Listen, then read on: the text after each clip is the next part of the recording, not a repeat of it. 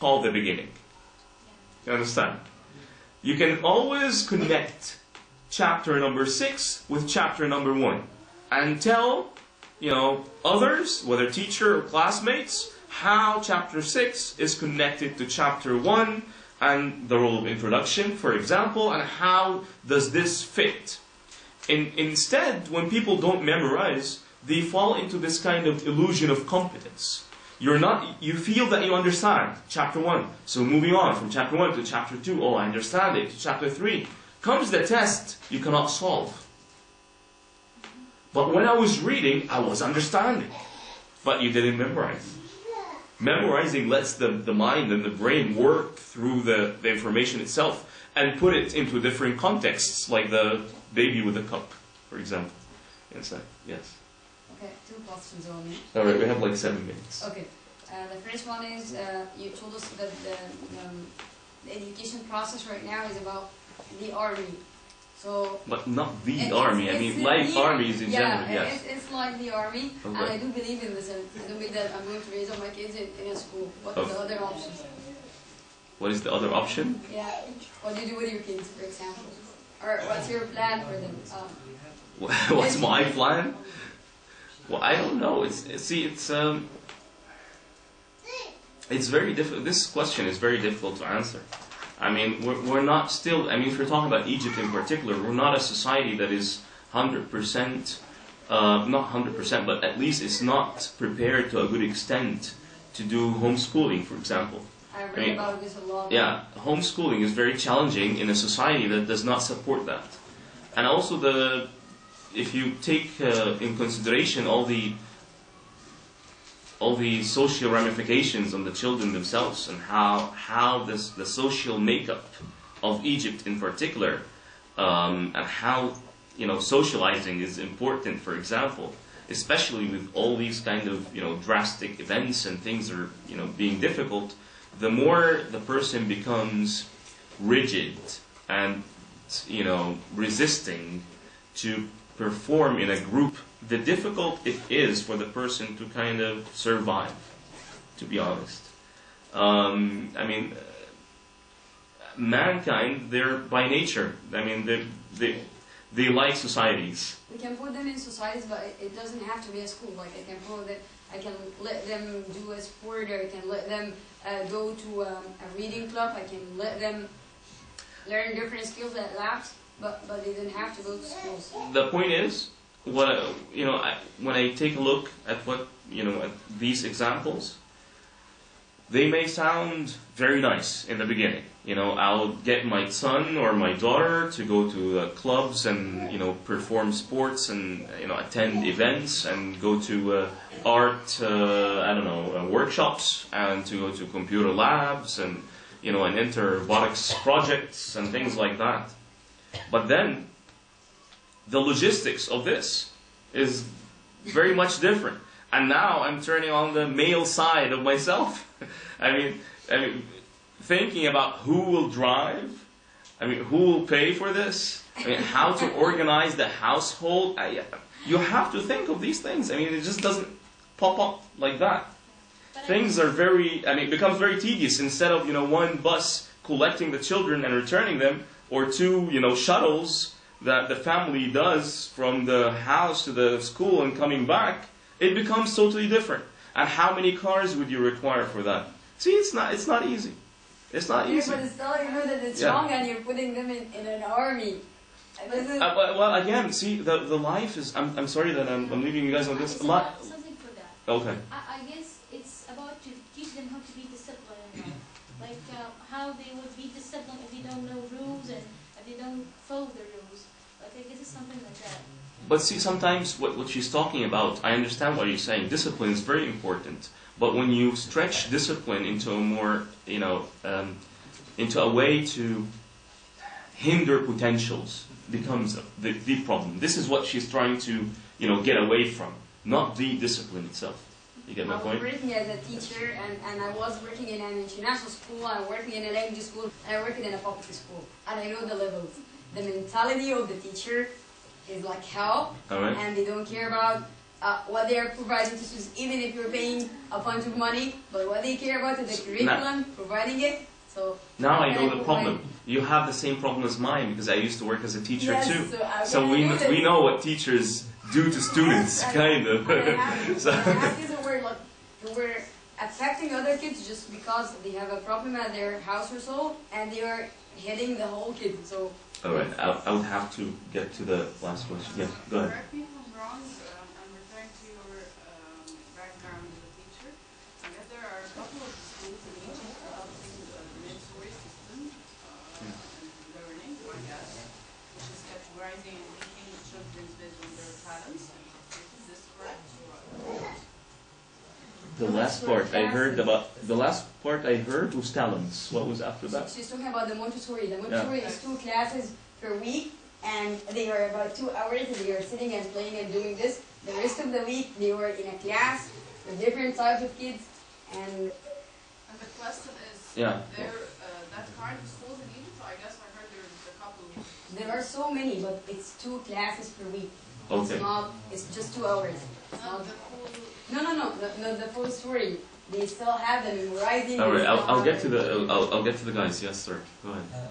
I'm sorry to cut you short. Yeah, I'm sorry. I have one comment. Yes. I listened to the very end. I do appreciate that we're all here very excited for the topic, and for myself before anybody else. Sometimes I have questions and comments.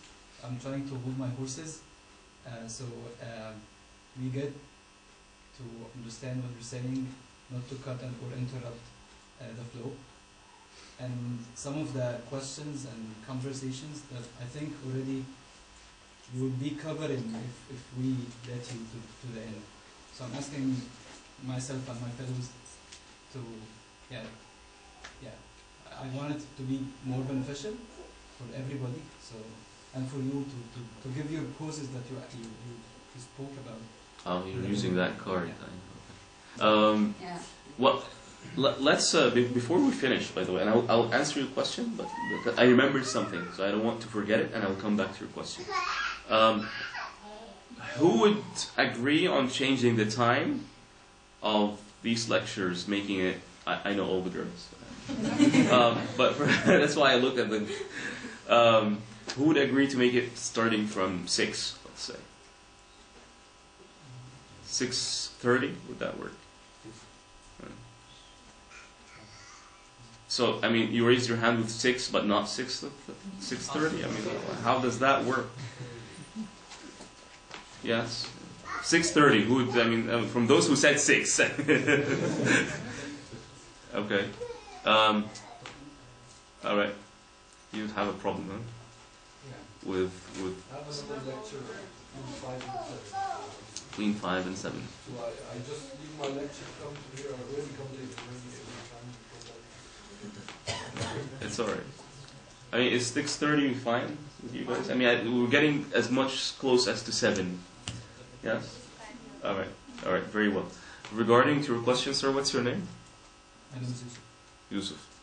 Well, see, now I got these 2 comments from the guys, and from the ladies. They have been acting in the lesson differently, and this is something. Actually, it kind of drew my attention. You know, I'm thinking out loud with you, and I don't want to take more time. And this is something perhaps we can discuss in the group. Think about why did the ladies speak out or speak out and interrupted? And why? Those were moms. Those were kids to raise. This is the main issue for us. Thank you for I am putting it in your own terms. And why did the guys act different? See, all of this has been going on in my mind. I swear. Wallah. Yes. You see, you're doing it now. I mean. This thing happens at home and everywhere, man. I'm telling you, just SubhanAllah. I'm that kind of person. If I didn't answer the question immediately, I would never ask it again. I would never get the point because I'm that kind of person. Like I have to ask it and discuss it with you right now.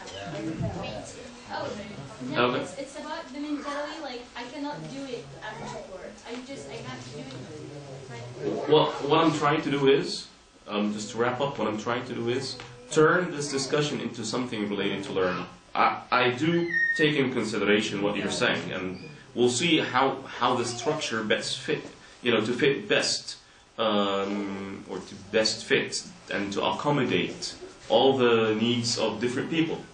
But let's discuss it on the group on Facebook. Why the girls speak up more and why the guys not? And please, other than because we're mothers, and other than because we're more disciplined than them, and all these kind of shallow sort of things. Hey, think about it. Is it because of you guys attend lectures in mosques, for example, or places like Al-Madiyafa more often? So and you've been used to a certain way that you wait until the sheikh has finished, or you would write down something on a piece of paper and you would send it up to him and he would read it from the table and you would not even speak to him? I mean, why? Why is that? You guys are more, other than a generalistic thing, to think about it into more of a learning, yes. This is make us more focused. It's more interesting. It's not a lecture in the college. We're just listening to the Dr. Wise and we cannot ask him until he finishes his lecture, or you just need to go to him in his maybe the lecture after next. I mean, I'll see how the debate goes on the Facebook group, and maybe we can have a debate team. I mean, and then we have 2 spare lectures, right? Yes, sir. Anything? Yes. Back into the session, I have a simple question. What is obligation? You were talking about obligation. First, you said that Zanuji, he studied fiqh, okay? So I started to connect the obligational things to religious things, okay? And after that, I figured out that you're talking in general, not only on religious issues. So what is obligatory? How can I know this task should be obligatory? In the terms of Az-Zarnuji, what he means by obligation as a religious obligation. Yes. And this is what I meant in the beginning. But later on, obligation falls into has different aspects. And I'll give you one example. I guess religious obligation, you understand it. I don't have to go through it. I mean, like prayer and so forth, and fasting and so on. But an obligation that is pertaining to learning, for example, if you're studying engineering, knowing physics is an obligation. So prerequisites becomes an obligation, for example. And not grasping these prerequisites and having them, you're failing to meet that kind of obligation. This is one example of how an obligation falls into the realm of learning. And this is an obligation it's a rational obligation, by the means of logic and thinking. And it's also a religious obligation. Because the religious scholars would look at physics, and we're at engineering, and would say, to become an engineer, what do engineers require? So if they see that physics and mathematics, calculus, for example, is a must, then religious scholars would say to all students of engineering, you cannot become an engineer unless you study this and that. I mean, they try to not to fall into this secular, mode of, obligation learning something separate than religion. What they do is just return the call, or leave the call to the experts themselves. If the experts say so, we would say the same thing when it comes to the religious ruling, so to speak. Yes. That's a different story. Just 2 questions. Yeah.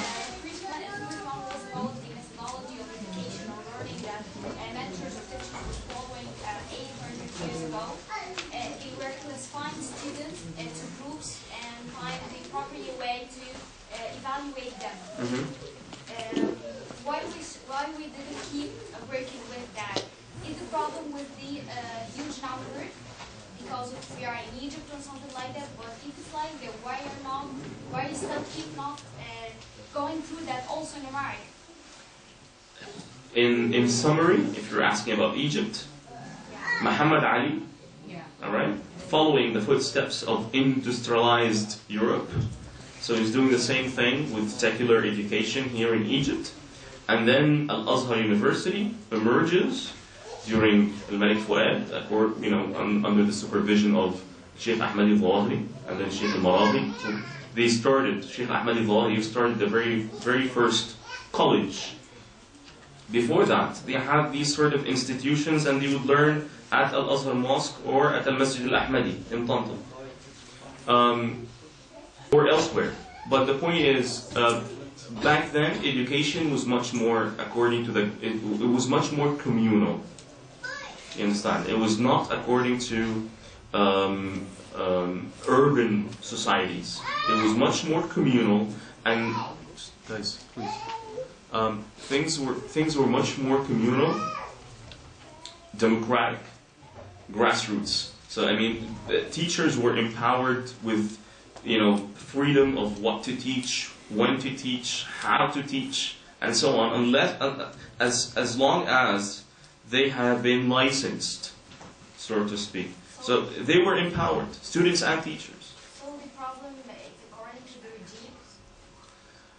I mean, it's not according to one regime. It's more of a shift that happened of how Muslim societies started moving into this cosmopolitan way of living according to Western industrialization, so to speak. Education experts that they have done a lot of researches for that. Well, something else happened. Muhammad Ali, what he did, he put his hand on the endowments. And many of these endowments, awqaf, these endowments, they're similar to scholarships in America, for example, so they have this money that is being generated automatically to people who work in the field of education. And he has, not him alone, I mean, things have been, going down before him, but Muhammad Ali had this kind of role in that. You found in the end teachers not having money to even buy textbooks sometimes. And this was the reality.